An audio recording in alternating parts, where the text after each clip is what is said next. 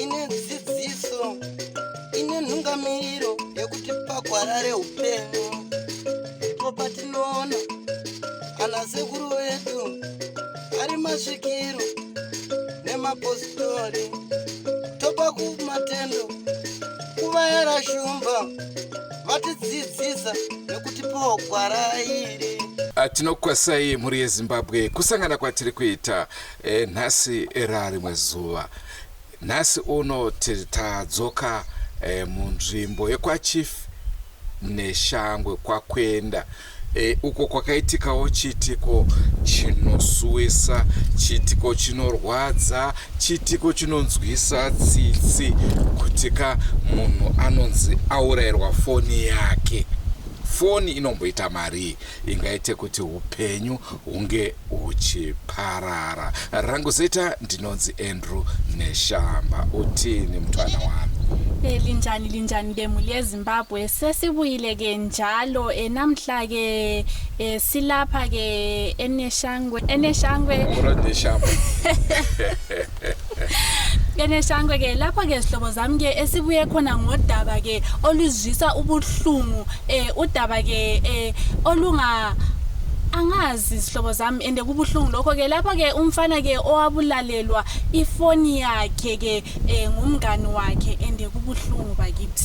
Andona uyatinayo muzwara nasi rega titaure neveukama titaure tinzwe kuti chii chakanyotsotora nzvimbo kuti munhu anga achiurayirwa foni. Ke lani ke sikhulume ke lezihlobo zomufi sizwe ke ukuthi yini ke eyayenzakalayo ukuze kufike lapho ke aze athathelwe ifoni. Asisengwa dzese muri yeZimbabwe tinokurudzira kusubscribe kuDrumas Media. Drumas Media taking you to another level.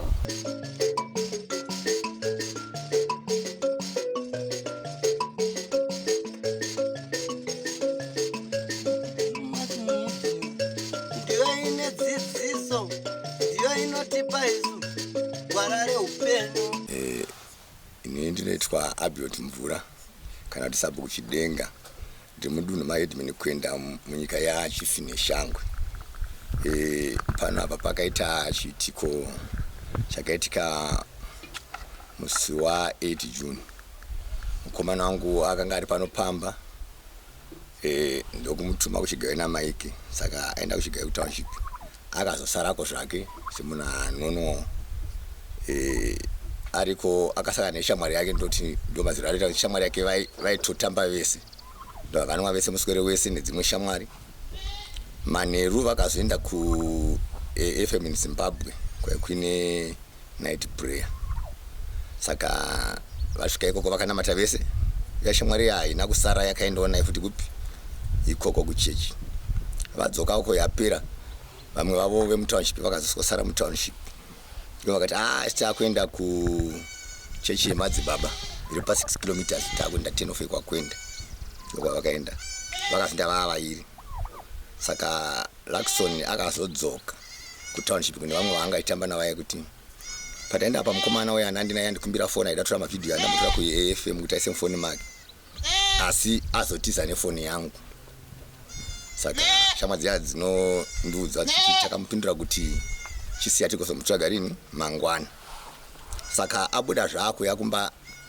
akazodzokera kushamwari dzake dzakati mukomana yako ndipotsera nemabwe munzira andiwandira ndipo akazonzi chinjaru tuende nemudondo uende kumba saka anifashini kwanga kwasviba nguva yandofunga kuti akasvika panapa ndakanzwa kusaruka mukamba kake kari apapa kuti mukomana auya kumatutu saka ndakati mukomana auya amba make ndopatakapesa kunzwa kutaura kwake kana ndokufamba kwake ndakazonzwa ndakugugudzirwa nemuvakidzani wangu mai matenhesi vachiti ndafonerwa nevanhu vekwamutsena zvanzi endai kutownship munosangana nemukomana arobwa zvisingaiti atotakurwa kana arobwa ini panapa nepamutsena padhuze ndisina kuudzwa chirudzi saka kufunga kwangu kwakanga kwakundirasa ndikati mwana wangu awanikwa ari mumba yemukadzi womunhu abatwa negirlfriend aita sei. Ndakashinda ndiri pasi kuti ndichendako pandakazonosvika iswana ivo vekumba kwanga kwapondwa mukomana varipo vakunditaurira isitiri ndopa ndakazati mukomana aponderwa chii foni yake ndakaona muchipatara but state yanga anayo iyoyo vakatakurawo mairopasi vave manesi chindongoti vakaita rudo but state iyoyo yakanga isiri kuti munhu anga achafanira kuti atakurike nokuti akanga atopera. Hatinambogona kutaura naye, hatinambogona kana kuti aingogomera zviya zvekutaridza kuti munhu akuita gwiriri rekupedzesera. Saka ndozobvunza vangai naye vanoti akasvika akamutsa sabhuku mutsena assistant akaramba kumuka akati aiwa enda wega mukomana uyu ndinomutya. Akabva akanosvika pamba pachona paichengetwa mukomana iyi pasekuru acho akamutsa mbuya vepo mai vepo haana kumutsa mukomana akasikomutsa mai vepo ndo mai vepo vazomuka ndo vanomutsa vasenzi vavo vatatu ivo vechi4 Lakson wechi5 ndo akaenda kumba kwaye kune mukomana uya akasora ndauya shamwari Panashi ndodochi foni yangu akabudisa chimwe chifoni chakafara akati aiwa isiyo foni yangu ndipe foni yangu ndo pakatanga kuti wanditira baba kwedu wandipuma umbavha. Saka kana ndibva umbavha panopotoita nyaya ndo paakatotanga kurwiswa vanhu vese vaiwopo kuti akawandirwa akaruzwa ari mumba paine vanhu vakatosvinura varipo upenyu asi vanenge vakatadza kurandutsira. Noti pandakazoenda ndakaona muchinda pamba ipapo imwe bhutsu yange iri kwayo yega imwe bhutsu yanga iri kwayo yega. Ndizonotadza kuti paakanga aponderwa iye akaponderwa pachivanze pamusuwo chaipo yati vanhu vanga varipo ndobvunza mai vepanza ndakachimutya asi paakazinga uya kuda kumuponda zvine angle line kuti akapondwa nemaangle line ewaya madroppers ewaya mahombai ndori aenza airobwa naro azoya naro mai vanoti iye munhu ato vanoti takamusimudza paakanga amboponderwa ndavanomisa pachirugwi chehuku ndikati why did you do that zvikanzi tida kumisa panodzira mumba ndomunodziya imakaisa munhu panzezve pachirugwi chehuku akazembera ari panze iyo imba iripo imuchitsukisa munhu panodziya. Saka ndopano mukomana yakadzoka ida kurova kechipiri ndovamutorera angle line yaye apa vakanga vatomutsa vamwe vanhu vemusha patuna vamwe vanhu vemusha vanga vatoti wandirire vadarika zvanga vakaita zviya anonzi akanonga zvechidhina mukomana Panashi pamunhu asisasvinurira asisatauri ndobva anopwanya vanhu vese varipo ekupedzesera ndo vamuregedza achienda hapana akambobata vakasiya ndobva aita sei ndobva aenda zvake. Ndo pavakazofona kumanesi kuti kune munhu akuvara manesi ndonga vakaenda vachingoti munhu ari nani. Saka ndongoti pamwe neguziyana kwasita naro vakangoti pamwe vari kutobatsira asi munhu akanga akutotorwa pakanga pasisina iyo kuti akazozama kuti manesi andibatsira arita kuti tiende kwasadza but just dombo remavara 10 off munhu achibva aita sei ashaika. Saka ndakupotsimutimu munhu akanga akarohwa musoro waitoti venyika sezoita kutopeya zvayo kuti ukabata musoro waitoona kuti musoro kuita sei uri kutebvenyuka. Akanga akatswanya asingatarisike kana kuti umuone kuti munhu akarobwa musoro chazvo.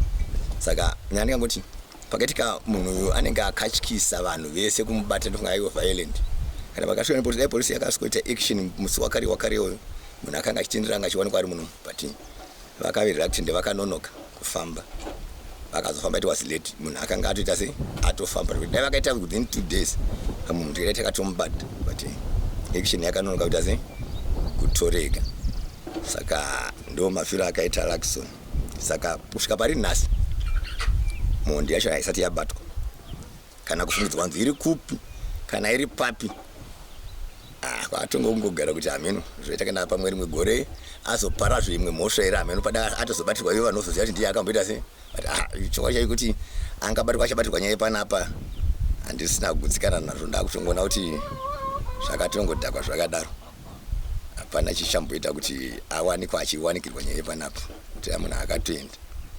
Saka anga akura zvakadii anga ane 35 years anga ane mudzimai asina asati awana anga ari single anga asina mudzimai anga ine mwana here haana mwana akangofara ndingoti anga achiri jaya anga asati ane mukadzi kana mwana kana musango anga asina kumbomitisa.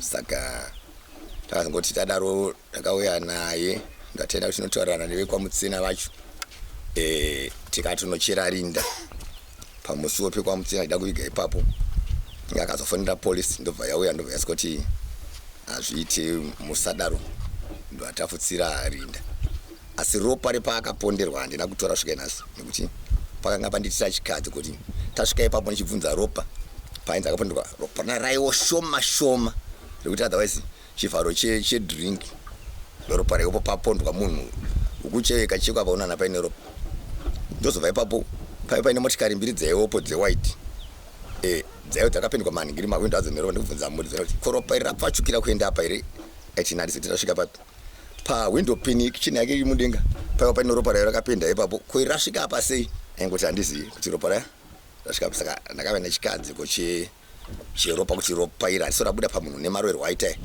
apa moti munhu asikotemwa nechidhina akagara apa panga akagara pachirugwi choko nechidhina chidhina ichono chatakaenda nacho kupolisi nanhasi chiri kunhingiri kuCID Harare chine ropa asi paakatemerwa hapana ropa asi chidhina chacho chine ropa asipo pasi paakanga ari paakanga akatsikisira hapana ropa zvokuti rambodona kubva pakuti patemwa munhu nechidhina saka makusa anditi vigai munhu wenyu kuno ndakangosiyiwa ropa iro rakadaro kusvika izvozvi pari zvino handirambodzokera musha imomo kusvika zvino ndinongopambwa pamwe ndakangomirira kana mapurisa achazoti tamuwana kana ndinozonzwa kuti akudedzwa kukoti kana asungwa saka ndokumira kuti kaita takazongomuviga muno musha vatangopedzawo nazvo asi Lakson pachake ainwa doro here aidhakwa here kunwa aino akamurowa chainwawo zvakare but upenyu hwemunhu tikabvunza kuti haana paakamboyo violent any day andakambonzi kana nomurasa kana kunonzwa kana kuti kwacho kana kuti kumapurisa kuti vamboti takasunga Lakson neviolence angasi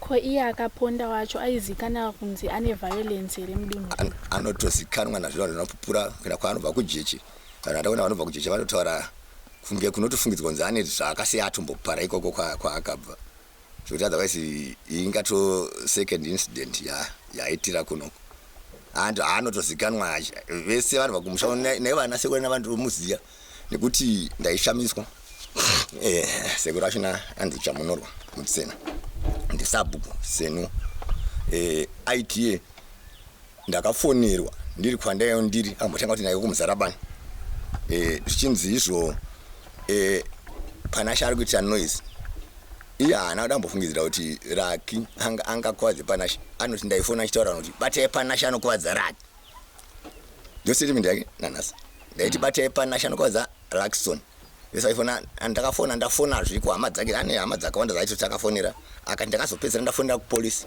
kuti polisi simukai munobata Panasha anokuvadza Raki polisi ikati hatina petrol hanzi akati petrol ndokutumirai hanzi vakati hatina mota hanzi akati ndakati haya ichiro any vehicle ndinobhadhara ndinoendai munobata Panasha anogona kuvadzani Raki uchimudzi inyu kuti munhu waigara naye aiwo very violent ndosaka airipota uchimudzi aitogara nemunhu waaiziya kuti ari violent vimwe vanoramba kuzobudisa masecrets but what I know nenyika yese inozviziya asati aponda Raki akambokuvadza tezvarawa yechamu mwana wakachandaingirwa hanzvadzi yambuya vaanga achigara ikangotsikwa vakabhadharana pachivandi saka ipapo ndopakaitira gonyo kuti dai vanhu vakanga vakabudisa nyaya pamwe angadai asina kuzoita zvinoti angadai akadiscipline achiri panyaya yekurova sekuru but vakangoita chaibva mumba ndobva nyaya yavo yapera yakadaro saka akagara atongononi azikanwa very violent kwete violent base saka napataiti nditsvaga mabhurisa atofamba ine pfuti kuti vaitoziva kuti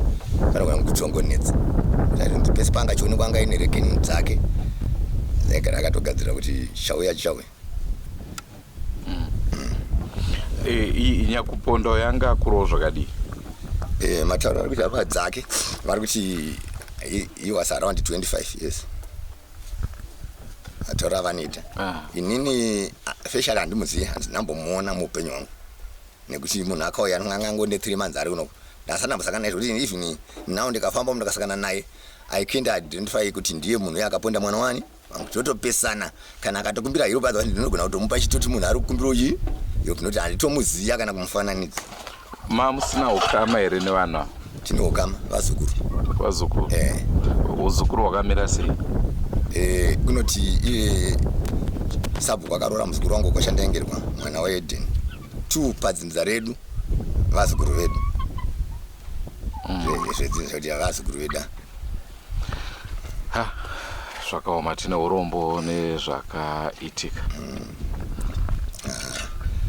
narengoti bedzi dai zvanga achigona vatsvagawo kuti akunyaradzwa kana mai vanonyarara kungoziva kuti mhandu iya yakaita se yakabatwa nekuti tamutaurana kuti taone pane chivanhu chatoita chiya kuti ngatigadzisane ngatidai zvakakundikana nekuti vakandipa hiropu zvavo iyo seko racho vakandipa mbudzi 2 dzemuriwo nokuti vanhu vakaita 9 days vari panapa nokuti mwana akanga anzi yatova nearly 24 days kuti azoitwa postmortem chinzi kwava kuparinyatwa kwakazara ndokwaitwa postmortem chete saka takazotaura nevamwe vekuziya vanobatsira mamapriso vari kume kuti vedu tarisai pano pandogara ndiri murombo tasaitumba-tumba turi panapa handigona kutakura 24 days ndine vanhu pai parufu ndo patakazochinjwa ndovanhu takazoita 9 days vanhu vari pano saka akazotipo mombe muriwo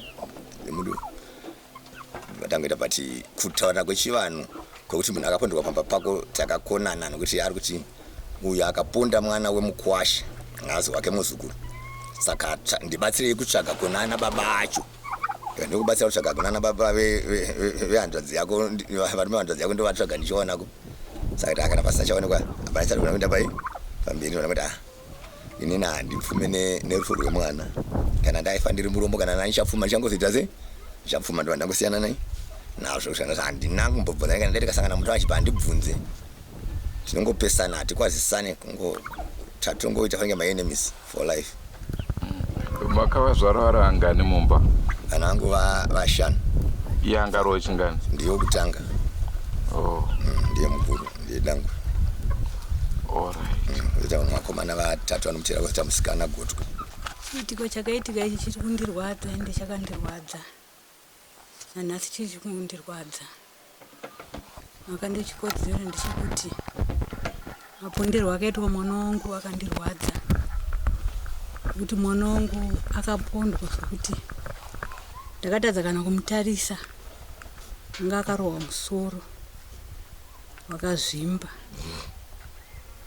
Saka zviri kundirwadza nanhasi. Neropa rake harisati ratorwa. Zviri kundirwadza nanhasi. Nemunhu wacho akamuponda haana kubatwa. Zviri kundirwadza nanhasi. Saka ndo zvinhu zviri kundirwadza pachiitiko chaRackson. Ndiri kurwadziwa vanangu. Tichitarisa mwana wenyu tingati muchiedza kumutsanangura anga akaita sei unhu wake? Rackson mwana anga asingatauri. Nyange dai kubhawa mukabvunza vanhu vokubhawa. Mwana anga asina ndikati mhirizhongano wamwe kubhawa. Tingati apo nepapo munhu anogona kutaura. But Rackson upenyu hwake anga asina hondo nevanhu. Rackson upenyu hwake aingowanzogara pano pamba pawo nekuenda kumaricho kwake nekunwa doro ndo upenyu hwanga huri hwaRackson nekuita basa rake pano pamba ndo hunhu hwanga hwine. Iwo musi waakatofa rake anga ari pano. Ndakatobva pano nofunga naye kuma3 akuenda kutownship. Rackson mba hamuna hufu. Inini musoro wangu hautakuri. Iwe chenda wakatakura bhagidhi rechibage kuchigayo. Ini ndokuzodzoka. Akaenda aine bhagidhi rake pafudzi. Foni yake iri momwe ichirira. Akaskondisiya pachigayo. Iye achikwidza akadai afamba zvake mutownship. Ichidzoka kuno kumba. Mafondo pandakazonzi uyai mutori Rackson kwamutsena apondwa. Saka ndo hunhu hwanga kumafodze kumasikati dzekunze kweedza. Ndo pakazoya munhu gogogoi pano. Ndafonerwa anzi uyai musangane nemotikari yatakura Rackson apondwa kwamutsena. Saita kufunga kuti pamwe kungorohwawo. Saka ndo zvinhu zviri kunyanya kundirwadza vanangu. Upenyu hwaRackson ndiye mwana wandandikiri naye pano tiri vatatu nababa. Saka ndiri kurwadziwa nehunhu hwaRackson. Tine urombo. Indoitwa kuenda Moffat Peter. Ndiri mukoma waRackson. Chiitiko chachiri kutsanangurwa nababa chaitika. takauyawo pano tichimhanya kuti tione kuti chii chakachaitika kuna Luxon sezvo tisina kumboona ari munhu wekuti ane violence mucommunity. Saka takabatwa nekurwadziwa kuzhinji. Nyika ino yese ikaungana taine masabhuku akawandisa anga aripo. Asi chakatikadzika pakufa kwaLuxon ndechekuti mukomana uyu akaparadzwa. Paine vanhu vakanga varipo, paine vakomana vakuru vekuti havaikoni kana kumubatawo kana kusara havo nechipenga chehembe yake kuratidza kuti vanga vachiedza kudzivirira upenyu hwemukomana kusvika panguva yaakashayika. Asi chimwe zvekare chikadziko chatakaita ndechekuti mukomana uyu akagara panzvimbo paanga ari kugara. Vazhinji vese satinambomuona. Anga ari munhu ainzi aifamba usiku chete. Nguva yake zhinji aigara mugarden. Obva paapo ouya mumashops pausiku. Chepiri ndechekuti hana kana identification kana chitupa kana chii chinoratidza kana foto kana picture yake yakamboradzwa vanhu kuti vanzi munhu toziva mazuva ano eteknology. Kana tiri semhuri tinototora mapictures nechichi asi hapana kana chakagona kubuda chekuti munhu agona kuonekwa agona kuidentifywawo necommunity. Hazvina kugona kuitika. Saka zvakatotinetsawo kuti munhu mukore uno munhu anogona kugarira asina kana chitupa kana chii tichingoti tine munhu pamusha. Uye ishu yekuti aikufamba usiku uenda kumashops usiku hana nguva yaionekwa masikati. Totarisa zvekare kuti panguva inonzi izvi zvaitika ripoti yaiswa kupolisi. Mutumbi waLucky watoenda kwasadza. Mukomana uyu paakatomboonekwa achikumbira fodya asi polisi yakauya ikatombomira mamutekedza. But uko kunzvimbo kwaida kuti kunge kuchiitwa action kusina akaenda. Saka chimwe chinhu chakatotipawo chikadziko zvokuti kana sesu takatombotiwo sevakoma wake kune inonzi citizen arrest kutotadza nei kunobata mhondi nekuti atotibaya kare. But vanhu vakazongozvidzora nekuti pane zvinhu zvaigona kuitika zvakawanda. Polisi yakaenda payakazoenda yakaenda ikanogara pamba pamutsena. Haina kumbotendererawo kana even muarea mudhuze kuti vakwanise kuona kuti munhu uyu ari papi paangakwanise kudi kuonekwa. Bhosi akatonosvika kwamukona akakumbira fodya ndokwakatozoziva kuti nyika yese yaziva kuti ndo zvaakaita. Mushure memazuva akaonekwa zvekare kumarukova anodzika uko nerekeni dzake nezvipfeko zvaakanga auraya Lucky akapfeka. But tiri kuti kubva ipapo hapana imwe nhoroondo yakagona kuzooneka. Saka chimwe zvekare chakatiita chikadziko. Zvekare chimwe chinhu chakatitambudza ndechekuti chakazoita kuti titi ropa raLucky sekuwirana kwatakanga takaita semhuri. Vanhu vaenda pavakambochera rinda vachiti tinogona kumuvigira ipapo. Zvaive zviripo nekuda kuti vakanga vari pakaitikira incident havana kugonawo kuratidza kuzvininipisa nekuuya kumhuri kuti tifambe navo pamwe chete kuti know they are not part and parcel yenyaya iyi nekuti isusu hatina mhupuro yatakagona kuona inoratidza kuti titi zvechikwadi mukomana uyu akaita basa iri ari ega nekuti neimwe nguva anogona kunge akanga ari kutobatsirwa nevanhu vakanga vari panharaunda sezvo vasina kugona kana kuasista kana kubatsira. Saka chimwe zvekare chinotishunguridza semhuri. Saka tiona zvekare kuti tadaro tichitarisira kuti vanhu vachaenda setsika yedu kuti munhu akaenda paafira vanhu vanoenda nemutumbi ropa rake harigoni kutakurwa nemaoko avanhu rinosimudzwa roiswa mukofini make. Kana paine tsika yedu yekutaurira kuti taakuenda neukumba touya naye kupi kunokumba hazvina kugona kuitika nekuti kwai kuine nhare dzaifonwa kunzi vanhu vati vaakuuya.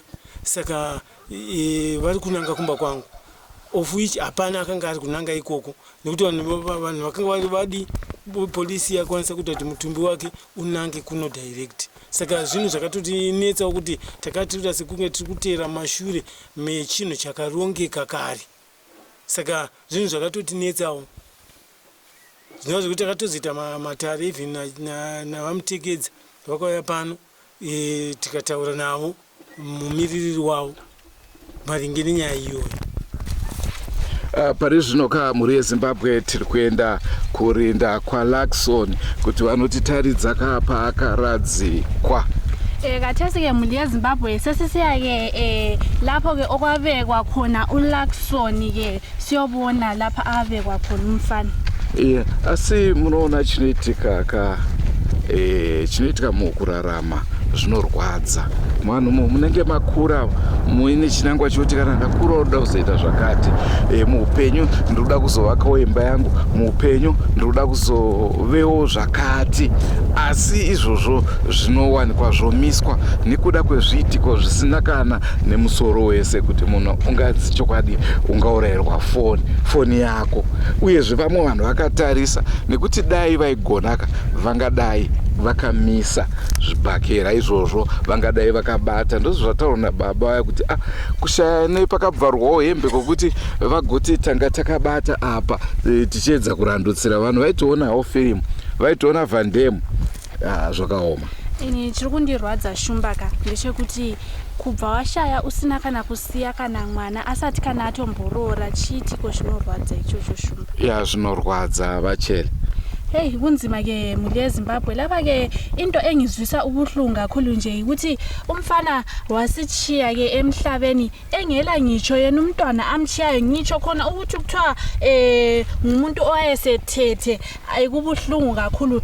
Lasemulini yakibo yinto ebuhlungu kakhulu ezwisa ubuhlungu, ngoba phela ngawa kumbe sithi wachiya selomntwana mhlawumbe babeyasala besithi leke yikho-ke lokho esakuchiyelwa nguLaxon, ngiwo umfanekezo kaLaxon lo awuchiyayo emhlabeni. Manje izinto zisuka-ke zenzakale ngezinye indlela-ke esabe singazikhangelelanga. Ndicho chirongwa chatakupai. Ndofunga manzwa zvataurwa pano zvinonzwisa tsitsi. Ndingati misha yakawanda, nzvimbo dzakawanda kwete misha. Kune vanhu vanonzi uyu haite. Zvabva zvanditonderedza rimwe gore kumusha kwedu kwandobva inini. Kune mukomanawo zvakare aizikanwa nezvibhakera kurova. Naizvozvo mukomana uyu akanga auya ari mushanda, aishandawo pamba pedu. Muarea medu macho maive nemukomana aizikanwa futi nenhau yezvibhakera. Naizvozvo vakomana ava vakatanga kurovana kwacho vaitiita zvokutaurirana kuti shamari, yalanchi, ngatimbomirai, ngatimbodyai. Votombonodya, voputa mbanje dzavo, dzimwe dzaiswa mutii. Vapedza votanga kurovana, asi vanga vakaisirana chibvumirano pasi chavakanga vatosainirana kuti anenge akurirwa anofanirwa kufa. Naizvozvo vakarovana 6-6, hapana akakurirwa. Mangwana acho vakagumukira kurovana. Mukomana aitishandira ndo paakazokurirwa. Izvi zvaitika, vabereki vedu vanga vasipo, ndiye angasara achichengeta pamusha, zvibhakera zvasara zvichiitika. Ndakatonzwawo zvakare kuti pane vamwe ambuya vedu vakaendapo vakada kuvabata. Uyu akatema shamu, ndokubatsirana kuvarova ambuya kuti bvai pano muri kutikanganisa. Saka ndo kana dzinganzi mhepo here amheno. Mukomana wepedu ndokubva azokurirwa, akabva asianyora tsamba kuti aiwa musamusunge, ndini ndazviuraya, nekuti tanga tabvumirana kuti anenge akurirwa anofanirwa kufa. Naizvozvo ndo mafiro akaita. Andingataura hangu nemazita nekuti ichi chiitiko chakatoitika mukurarama. Kunzima. Akaoma Shumba, akaoma. Ende kunzima-ke muli yeZimbabwe njengoba lizizwela-ke udaba-ke lolo esilutshela nguShumba lokho-ke okwayenzakala-ke kibo-ke koneshamba. Hayi-ke leso-ke isimo-ke sesabisayo njalo esimangazayo and sihlekisa futhi ngelinye icele. Ngokuthi ngoenda sadamtoro nawo ndaitoro primary, otherwise ngadai ndakatotanga kutora news idzodzo. Asi zvinoitikawo zvakare kuti kana nguva ichinge yakwana hapana anokwanisa kuimisa. Nguva inenge yaita sei yakwana, asi makwaniro ndo anorwadza. Kuti zvichokwadi here tiri kugara nemhondi munharaunda dzatiri, vanhu vanotyisa, vanhu vanonzi haiti. Exactly. zvakaoma. Wautaura zvesadza nekuti tiri kwasadza. Exactly. Saka ndabva ndafunga kuti sadza naro rinodii. Ndo zvakupa kuti ufunge futi neshamba instead of neshangwe. Ehe. Ndo chirongwa chatanga tinacho mhuri yeZimbabwe. Ngatisangane mune zvimwe zvirongwa asi senguva dzese musakanganwe kusubscribe kuDrumas Media. Drumas Media taking you to another level.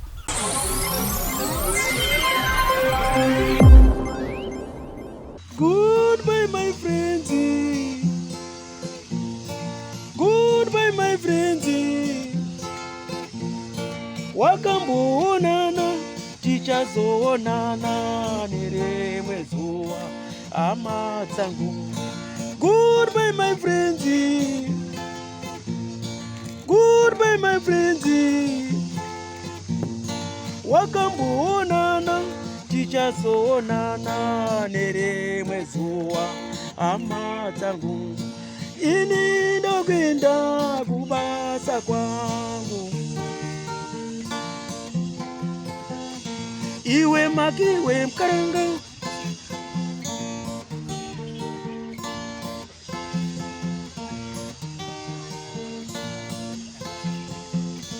Iwe makiwe mkaranga. Iwe makiwe mkaranga.